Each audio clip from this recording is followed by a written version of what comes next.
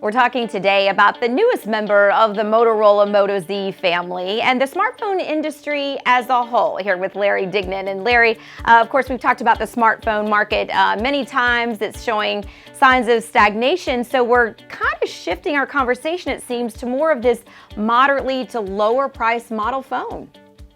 Yeah, it's very interesting. Motorola came out with their Z4, and it's basically a phone that will run you about $499. There are deals that can get it lower, and it's a solid device. It has a SIM card. It has a micro SD card.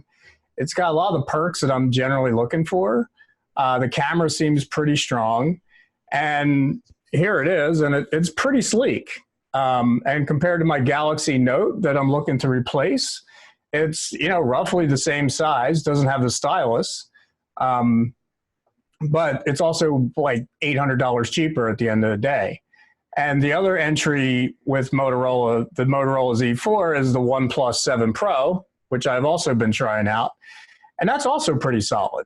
So you're looking at, there are trade-offs here and there, but you are looking for basically a premium device that costs about roughly half of what those premium phones would run, especially in the Android space. So all the action right now is really in the mid-market Android phone. It's all in the Android phones in the mid-market. And there's a lot of action there. So, I think anybody who's sort of paying for a premium device has to look at these other devices because they're largely good enough. And that puts a lot of pressure on Samsung because they have to come up with something that's so premium and so awesome that you're willing to pay that extra money. And it's very challenging for me because my workflow is really tied into a premium device like the Note. I like the stylus and all that kind of stuff. But the price tag, you got to wonder about at this point.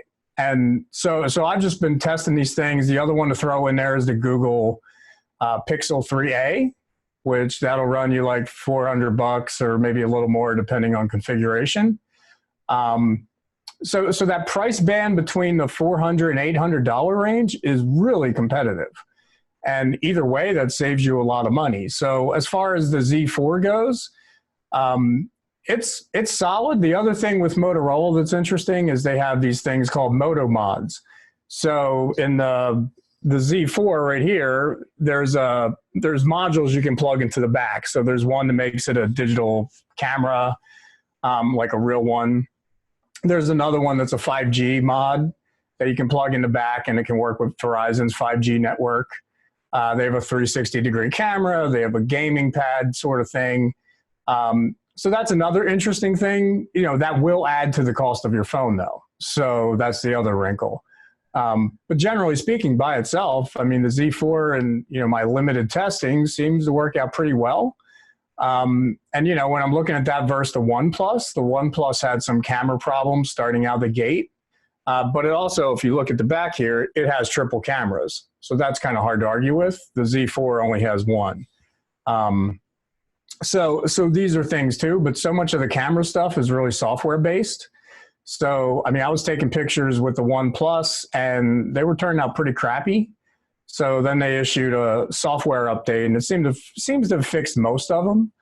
But these are the sort of things you're looking at in mid-market phones. And it's really a tough call for me to figure out which one I would use for work or bring your own device. So it's an interesting bake-off. Yeah, it certainly is, Larry. And of course, all the major players reporting that it's been harder to sell premium smartphones, harder than it used to be. And it seems, I know for myself and the boat that you're in, unless there's a really good reason to go to those higher price phones, people are just kind of sticking with what they have.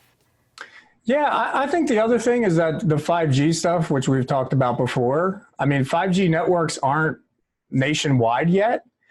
So, you're sort of straddling this line between a 4G phone and a 5G phone. And the 5G phones are pretty costly, but there's no real pop in those just yet. So, you're sort of in this tweener state. And that either speaks to keep the phone you have or it speaks to get a cheaper device. that you could replace in a year and not cry about it. So that's the other thing that's interesting too. And I think it's really going to be challenging for especially Samsung and the premium device makers in the Android space, because a lot of folks are just like, this is good enough, right? And I just think the inflation's kind of gotten out of hand in smartphones. And, we're seeing that in other places too, like, whether it's cars, whatever. I mean, they're all getting more expensive when you buy like the premium new sort of models. So I wouldn't be surprised if we start getting into aftermarket smartphones and things like that. But I think the bottom line is the mid-market phones, I think you have to evaluate really closely. They can be good work devices. And I also just think that it just makes more sense. Like there are some trade-offs, sure, but when it comes to the value versus what you get, it's the line between the mid-market phone and the premium device it's getting thinner and thinner by the day. And I just think it's really hard as a consumer or a tech buyer to really, justify the premium phones anymore. Yeah, it most certainly is, Larry. And I know you mentioned the camera issues, but really, is there anything that really does stand out to you as things that people need to consider if they're going down in terms of going to a mid-market phone when they were used to being up here? I think part of it's the design thing in a lot of ways. Like a lot of the screens are about the same. I mean, the OnePlus is really design-wise. It's got the curved screens and it has all that stuff. So that's very close to, what Samsung would offer. And, the cameras, I think they're working those out. So OnePlus really feels like a premium device for a price that's less. The Z4, I got to say, it feels it's solid. It does have this weird like camera bump on the back. But generally speaking, I don't know if you could tell the two apart, right? And the bezels are getting thinner, so you're getting more screen size out of it.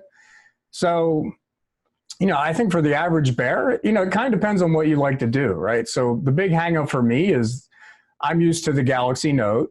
I use the S Pen a lot. It serves as a reporter's notebook for me. I like the storage expansion that I could do. And, now the UI for the Samsung phone is more simple. It's also, kind of easier to use. So all those things like my workflow at work.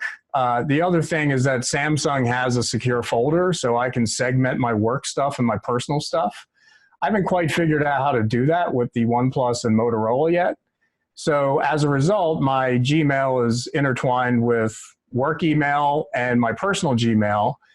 But, a lot of companies reserve the right to wipe your device if you have work email on your personal phone. So that's why on the Samsungs, I like to keep it off in this corner. That way, if it gets wiped, they're only wiping the work stuff. So these are little trade-offs, I think, but it's, there's something to keep in mind as a work device. And it all depends on your personal workflow and how you use it. Yeah, well, certainly giving consumers some things to think about, and nice that there's some more affordable options, Larry. For more on Larry's findings here on the smartphone industry, make sure you check out ZDNet.